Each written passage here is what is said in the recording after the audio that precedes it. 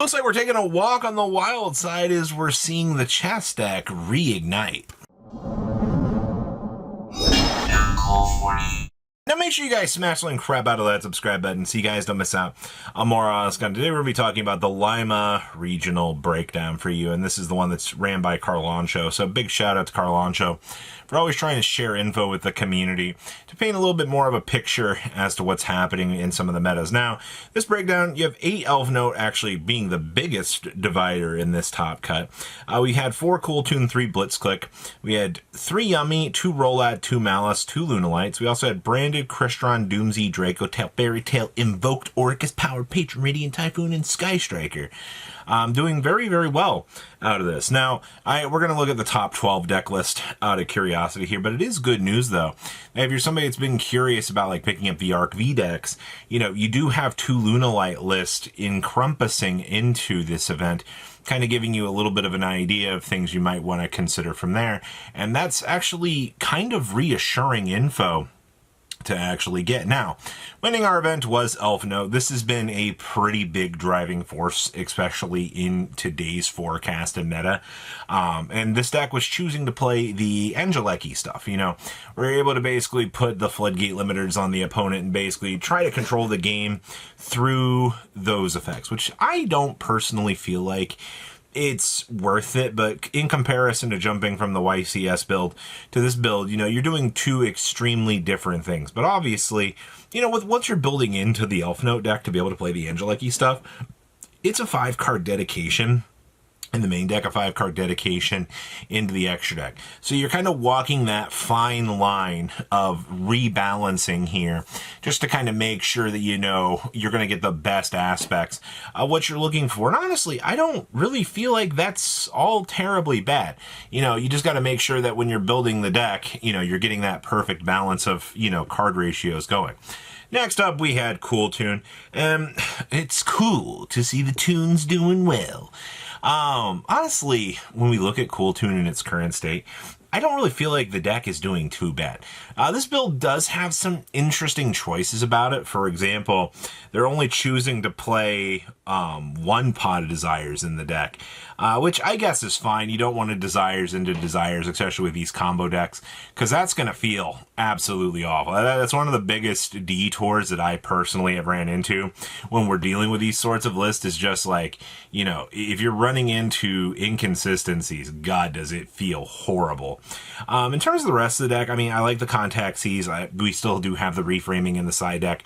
That's been a pretty normal thing, but get down to the grit here with these lists. You know, Cool Tune has been pretty much figured out at this point. I feel like 99% of the way that these lists look publicly is about as straightforward as it's going to get with these decks. Next up is Ritual of Light and Darkness with Invoked and Albaz. First of all, that's a lot of packages jam-packed into one deck. Like, I'm happy to see that you somehow managed to make this happen, and honestly, like, good stuff, man. But you're just dedicating the Alistair the Reminiscent to like the normal summon package.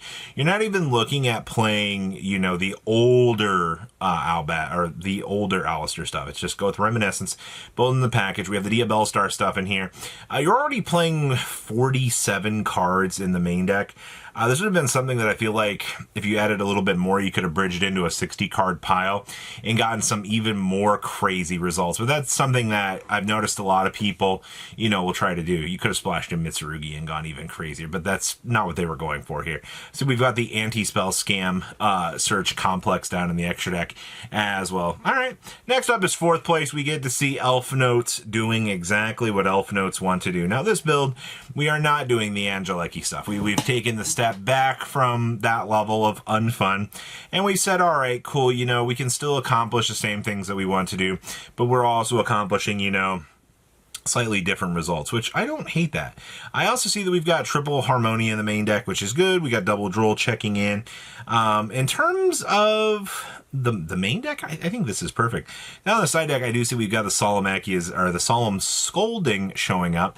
Yeah, even though Judgment has long since been pushed on the list and has been limited to 1, you will every once in a while just see Solemn Scolding coming out, because I mean, having that 3,000 life points it kind of stinks in some cases, but in a lot of scenarios, just being able to have access to that blowout secondary, push can win you a lot of games by itself. And I do think that is pretty important to have.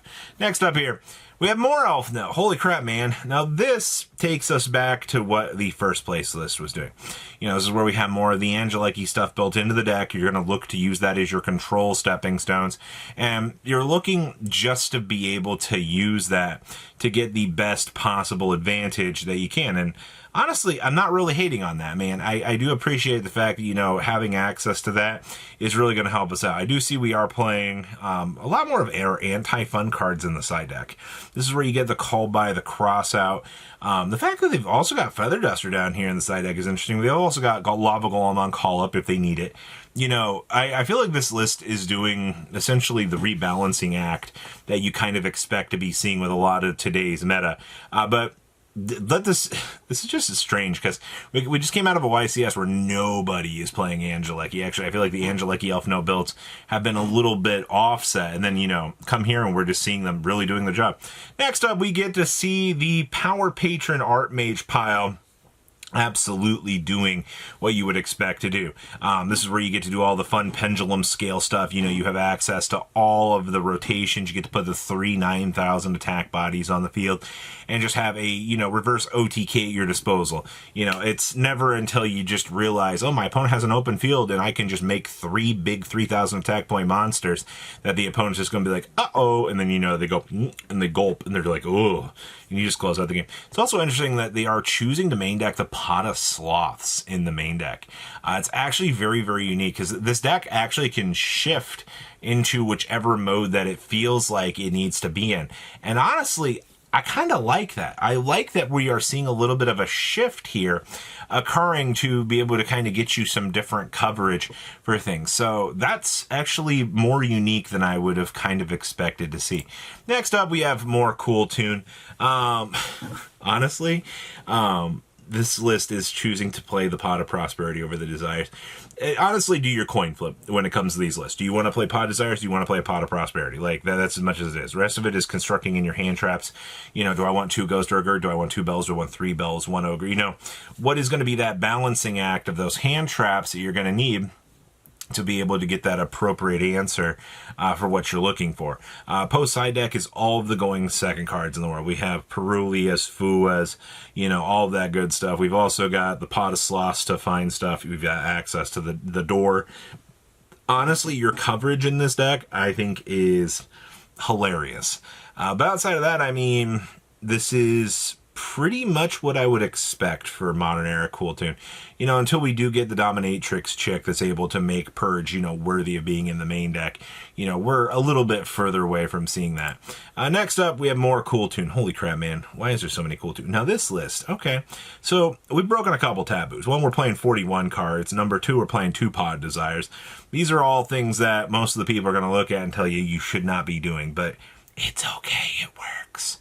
You're allowed to play these inconsistencies, and you're allowed to make things work out. We also do have reframing in the side deck, as most of these lists have shown us. You do want to be sticking to that. We also have the Solemn Strike, Solemn Judgment, as basically your secondary Solemn in these lists. It's up to you if you want to play with, Strike or Judgment.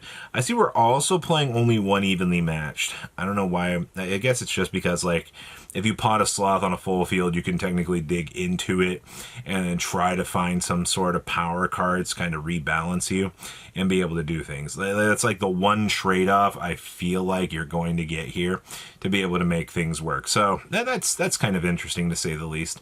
9th place is Malice, actually. I see we are playing the Quick Play Malice card in here, which is something I've seen a lot of builds kind of trying to steer a little bit away from. We've also got Dominus Sparks going absolutely ham in here, which once again, Sparks and Impulses in the same deck has been a hallmark of this deck, especially when it's come to the TCG renovations to the deck.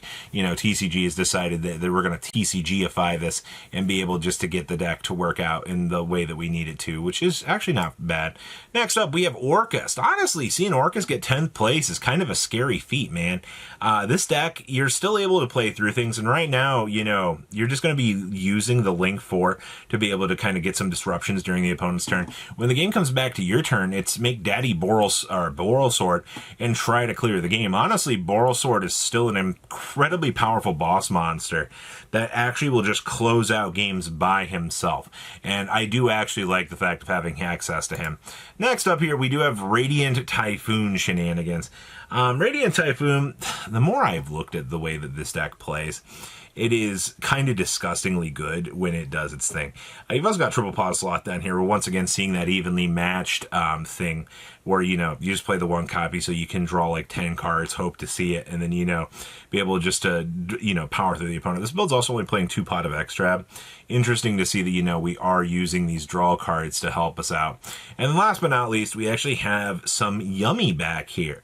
Yummy Fiendsmith is still a pretty standard deck to see. We're also only playing 1 Engage in this list, which, you know, if you make the connection with the Engage and the Hornet Drones, you know, it's basically full combo. It's why these lists, you know, choose to play this interaction because, you know, it's still very, very, very good to say the least. So the Lima WCQ actually had some pretty interesting cool decks. So please leave a comment down below, tell me what you guys think, and I'll see your beautiful faces back here in a day, guys.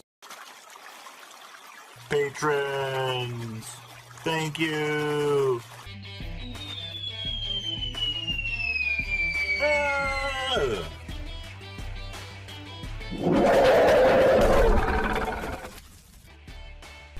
Thank you so much for watching. Check out these other videos.